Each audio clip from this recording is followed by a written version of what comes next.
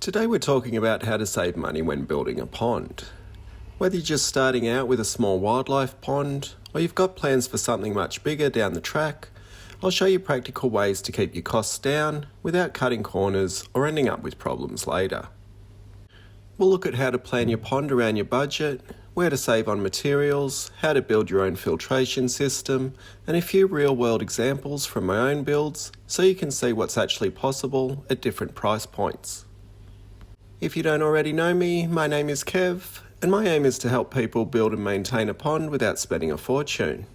If that sounds like something that interests you, you might like to subscribe and check out my website, Ozponds.com. So first we need to understand our budget.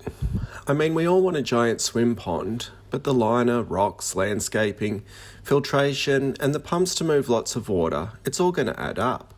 So we can't come into this going, I've got $500 and I want to build a massive swim pond like I see on Instagram.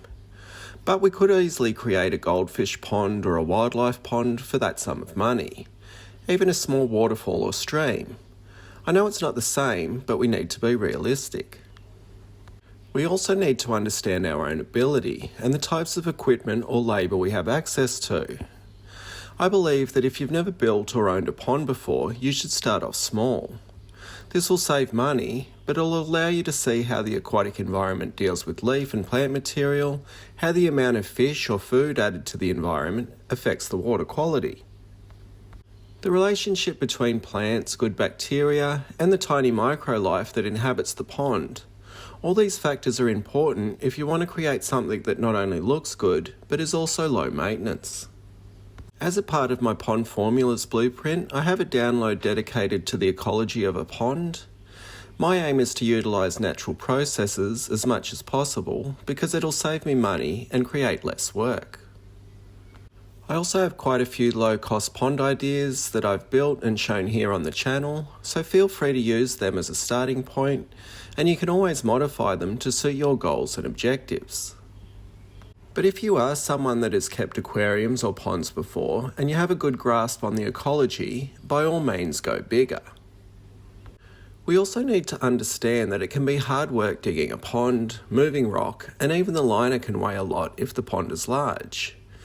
Do you have people that can help, or can you hire a machine or an operator to dig the pond, move rock, and help lay the liner? These are all important questions to think about. And I don't want to scare you off. I probably shouldn't have opened with the hard work and the need to learn bit. But if you really want a pond on a budget, you're going to need to do it yourself.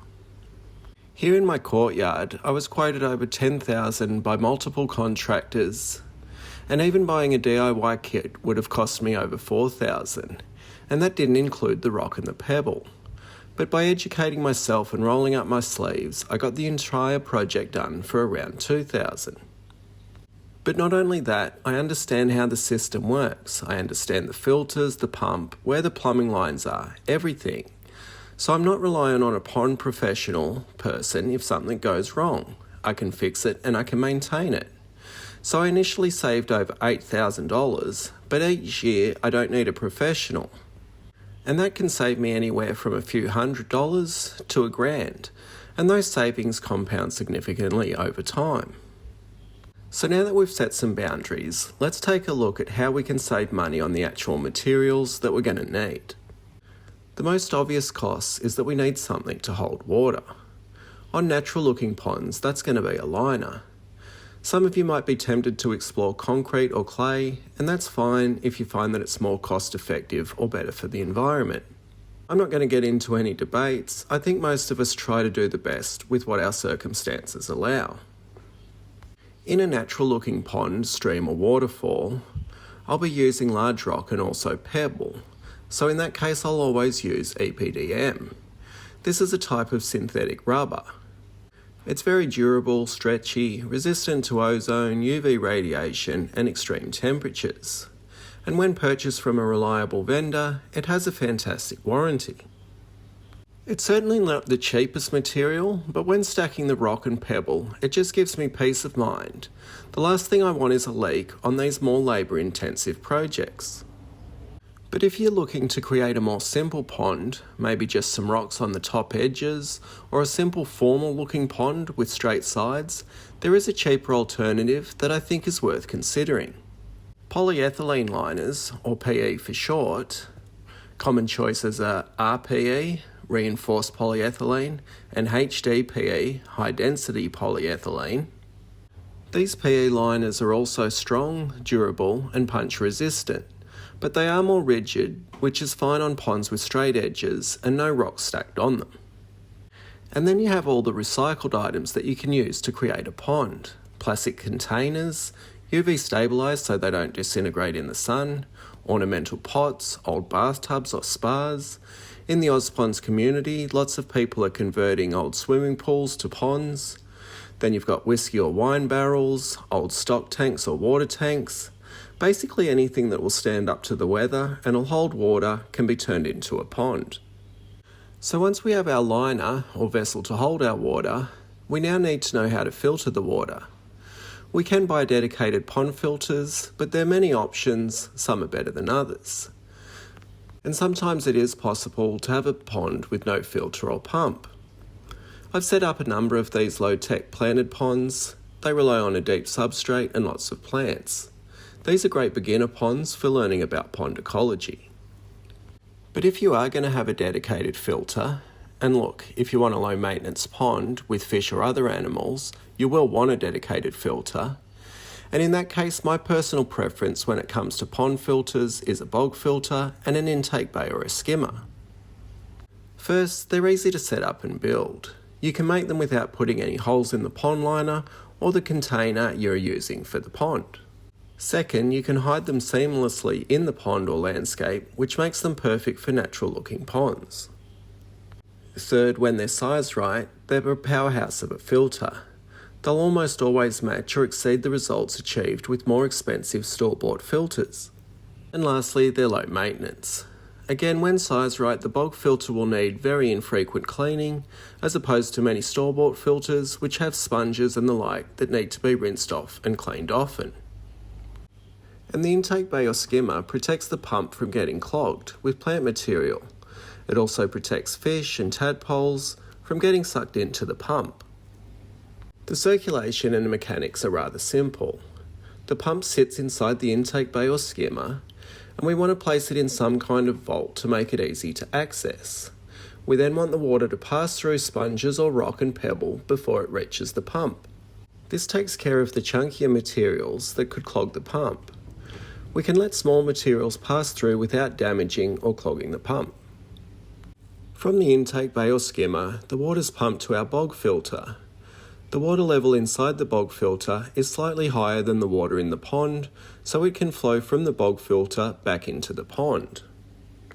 And of course, you could have it slightly higher if you want to create a waterfall. There's loads of options, you're only limited by your own creativity. So the water is pumped from the skimmer or intake bay up into the bog filter. The water passes through rock and pebble and the roots of plants. This helps trap some of the fine sediment that pass through the pump, and it removes nutrient from the water. The result is clean, purified water returns to the pond.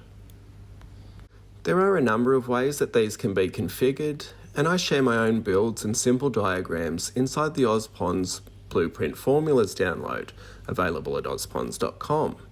There's also tons of free info over there and here on the channel.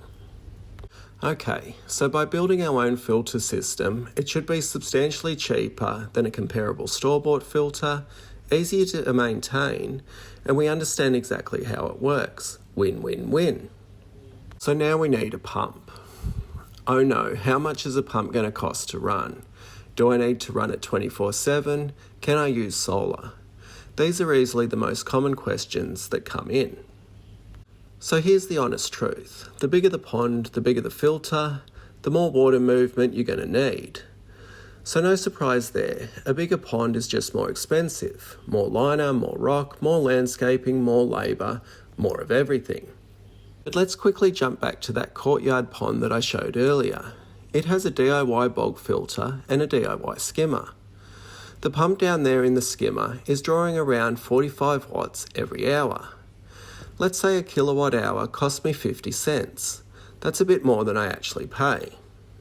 So 45 watts times 24 hours in a day. Yes, we want to run the pumps 24/7, so the pond is constantly being filtered and we have good oxygen exchange, but that's another topic.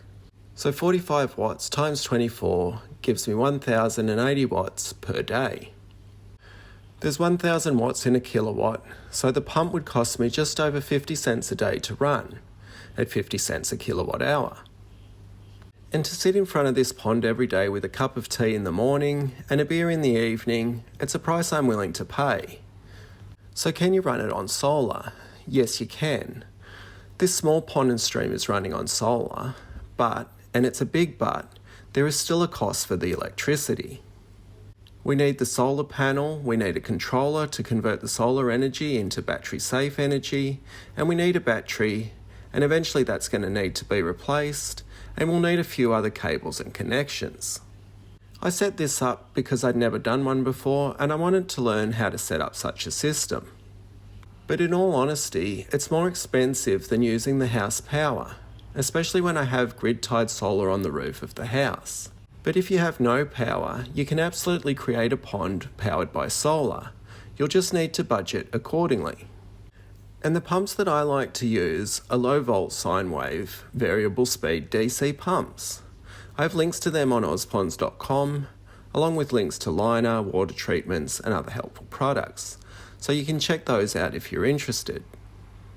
When it comes to plants, fish and rock, there are a few ways to save money there too. People are always thinning out plants in their pond because they grow so fast.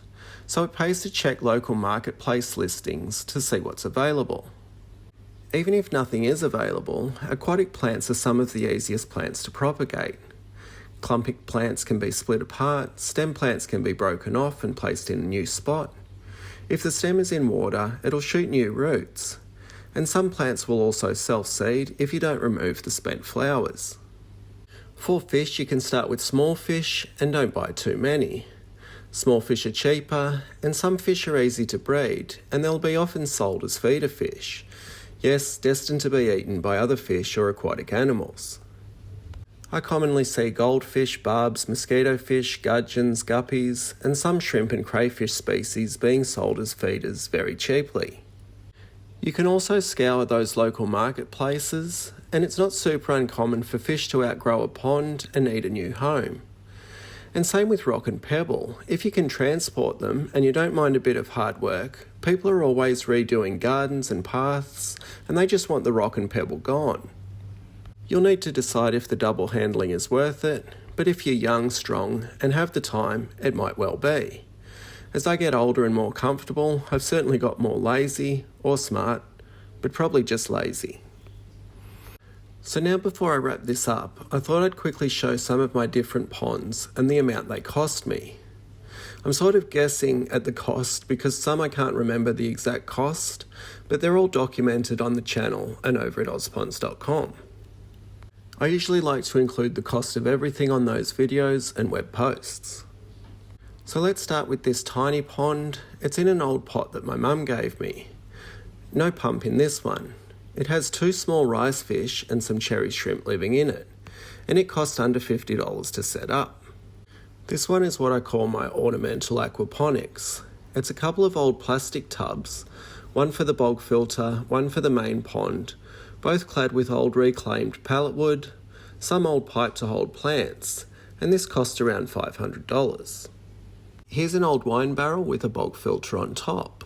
The bog filter is a UV stabilised storage tub, again clad in old reclaimed wood. This cost around $200, $100 of that was for the barrel. Here's the solar pond and stream. This cost me a little over $2,000. I think it would have barely been over $1,000 if I had have just used the power from the house. But I guess it's not adding to my electricity bill, which averages around $100 a month if you're curious. Next to the solar stream is another wine barrel pond. This one with no pump or external filter. The dirt substrate is from the garden, the sand was a $10 bag from the hardware store, and the plants were recycled from other ponds. So just the $100 for the barrel.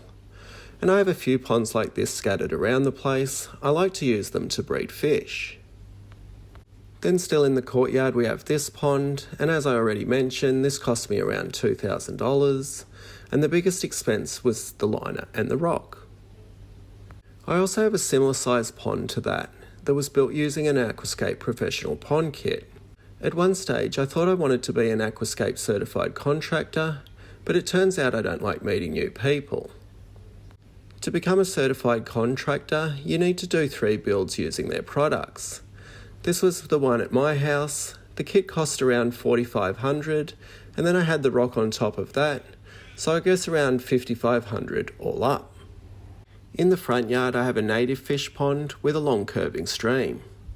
There's a bog filter built into the stream. This cost around $3,000 for the pond and stream, but the parts in that composite decking added an extra $2,000. Then up behind that we have what I call my dream pond, although if I ever move north I have a new dream. This one has 2 big bog filters, a large intake bay and a really long stream. This one cost me around $10,000. But like I said, if you want, you can find all these builds by scrolling through my previous videos and visiting ozponds.com. I hope this video and all the others that I mentioned are useful. If you thought so, feel free to tickle the thumbs up button. Thanks for watching. See ya.